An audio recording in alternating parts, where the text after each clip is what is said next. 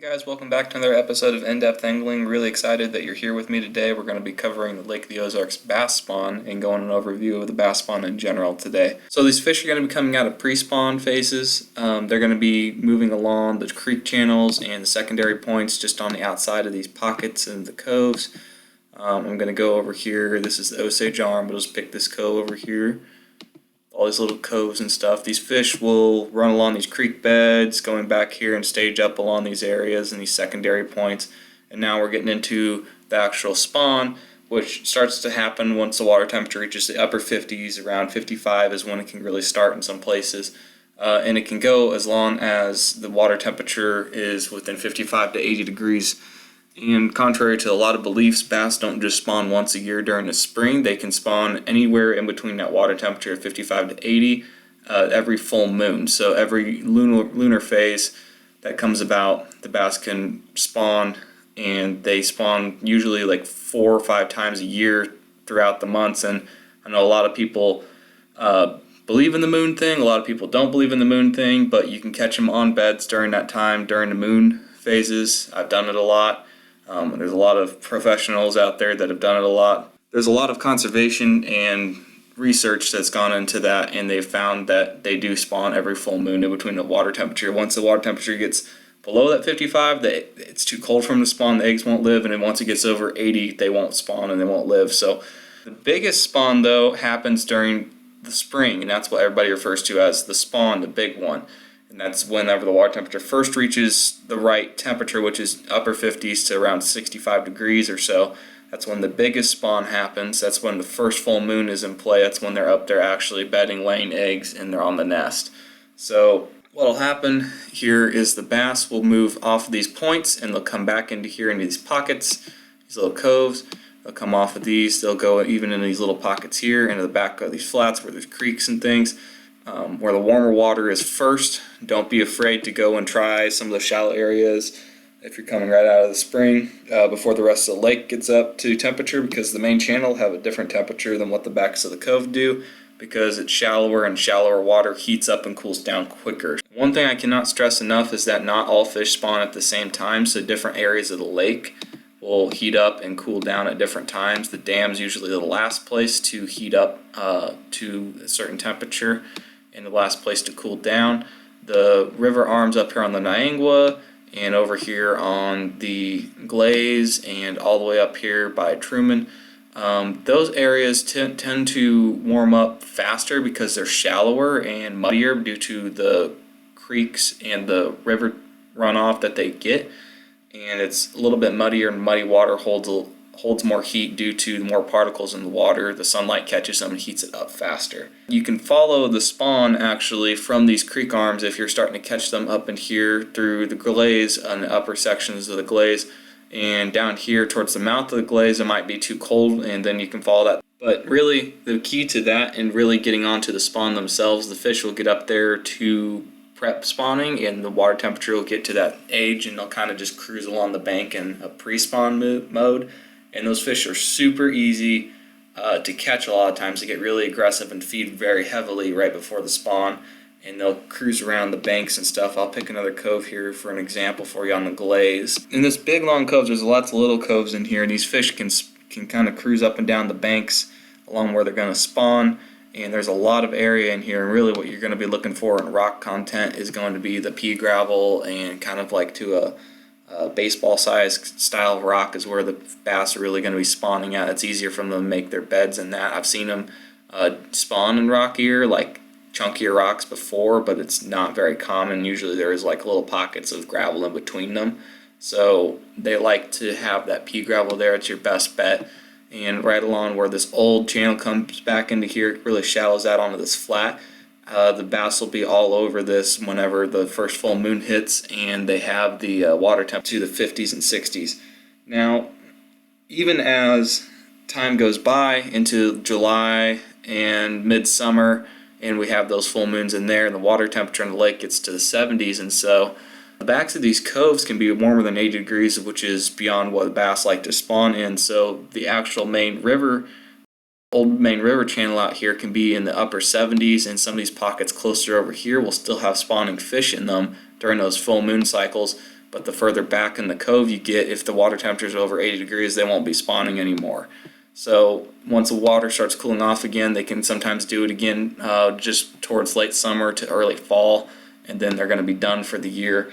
Move you guys over here to Anderson Hollow Cove on the Glaze Arm. This is a big long cove I covered in the pre-spawn video. If you want to check that out, I'll leave a link up here to upper right with a card. The fish in here are going to be able to move back a lot faster than what you think they are. The main cove out here at the mouth might be a lot colder than what the back of the cove is due to how shallow the area is. That water in the back really heats up extremely quick compared to what the main lake is. Black surfaces catch more heat and they heat up faster, so if you find darker rock or you find like leaf debris in the backs of these little coves here, like there often is, put back by wind or just people blowing their leaves into the lake and stuff. This is Anderson Hollow, so it's not going to be here, but you know, there's a lot of leaf debris in the backs of these coves.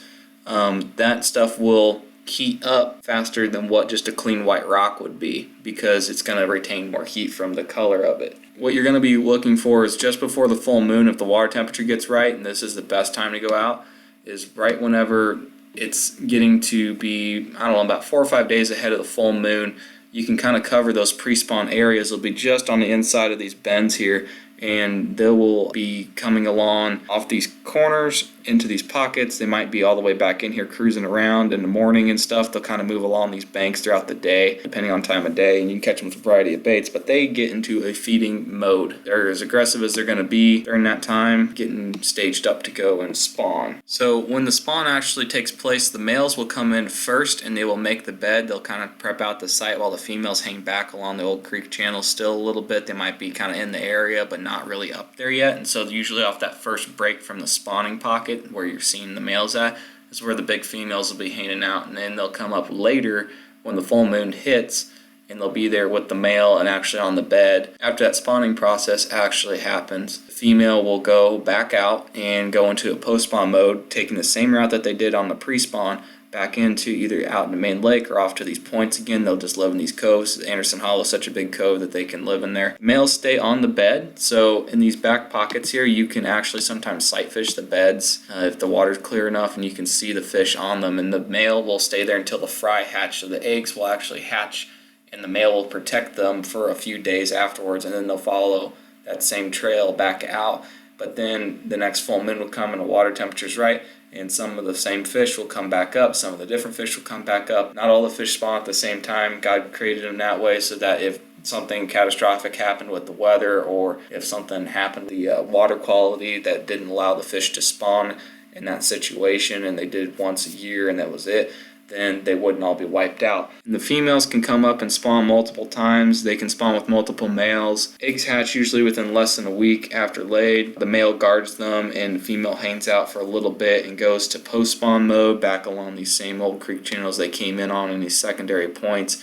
And they can be caught on some of the same baits used in pre-spawn, and then a wide variety of post-spawn baits, which I'll cover in the next video that I'm going to make over this stuff, which is going to be a post-spawn bass video. The males can be picked off the beds though during the time that they're up there and they're guarding the fry. They're really aggressive. I have a lot of fun taking those out early morning with topwater baits. It's a lot of fun. Key areas you're going to be looking for on Lake of the Ozarks to get these fish.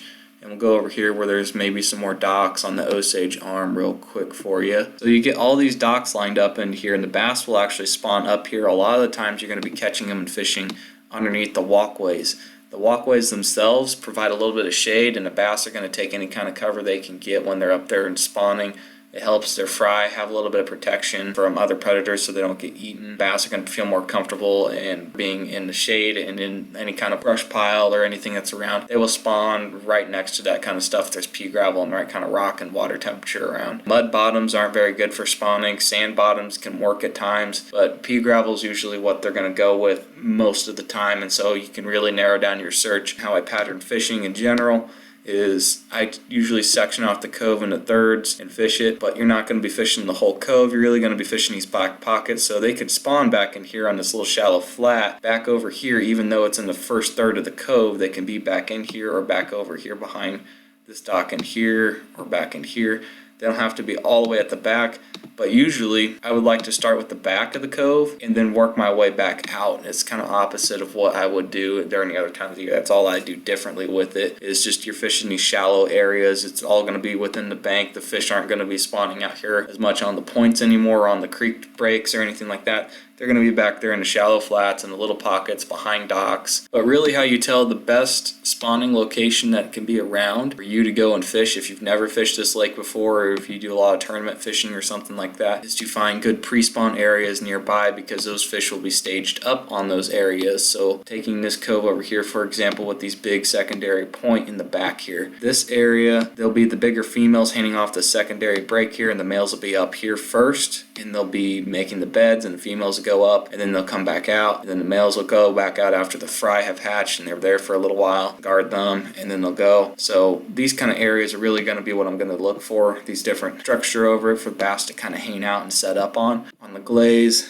big flat shallow area here, big flat shallow area here, a little point. These fish can really hang out on that and along this old creek channel bed right here.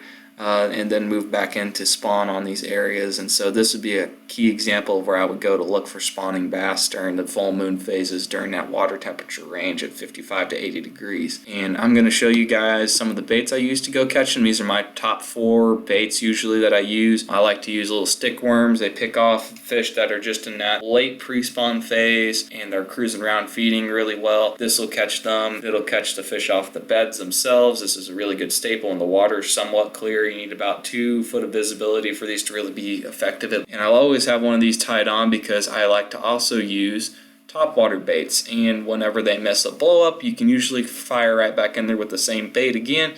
And sometimes they'll hit it, sometimes they won't. But a lot of times if you miss that fish on topwater and then you go back and you throw in a Senko, a weightless Senko, Texas rig style, and let it flutter down right there, they usually hit that right away. So the other bait that I like to use, like I said earlier, is topwater. It's just a lot of fun. If you can pop these poppers across the beds, you don't always get to sight fish on Lake the Ozarks because of how stained the water is. You can't see in the water very far. Cast parallel with the bank where I know that the fish should be spawning in the area, and I'll pop these things over with certain cadences where I'm popping it maybe 2 or 3 times, twitching it, making sure it's getting a good percussive sound out of it, and then just letting it sit there for about 2 or 3 Mississippis. Just kind of count that out in your head, and then pop it another couple times and just repeat that over and over again in that cadence where you're giving it pauses of a few seconds, popping it a few times. And when that bait pauses over the top of one of those nests, or you start popping it over the top of that nest, those bass in that area know that thing's there. They hear that. They really can key in on that, and they sense that as, hey, something's trying to attack my nest, and they will come up and absolutely destroy this. Another thing that I like to use is there's a lot of bluegill throughout the summer and those spawning periods. So the bluegill will come up to spawn as well. I like to use square bills in a bluegill color. This is one by 6 cents. Really nice finishes on it and stuff. I really like this bait. The KVDs work as well, but I like using the square bills in like a bluegill color, and fishing those along the beds too, because bluegill will terrorize a bass nest if it's left unprotected. They come and eat the eggs and all the little baby fry that are in there. So those bass are really used to defending off their nest from all the bluegill around, and fishing that right through their nest, and it bounces off a rock next to it. I mean, they don't resist that thing at all. They'll just take it and react to it. Even if they're not hungry, they will just react to it as defense. So this thing can cover a lot of water pretty quick. It's better for like later in the day after the topwater bite's gone. I'll usually fish this thing, and I'll go back through and I'll clean up with one of these Senkos again. Or if it's really later in the day and you're getting into the summer and the water's getting a little warmer, those fish will pull up underneath the shade of those docks. You can flip in some of these little worms. This is just a Zoom U-tail worm.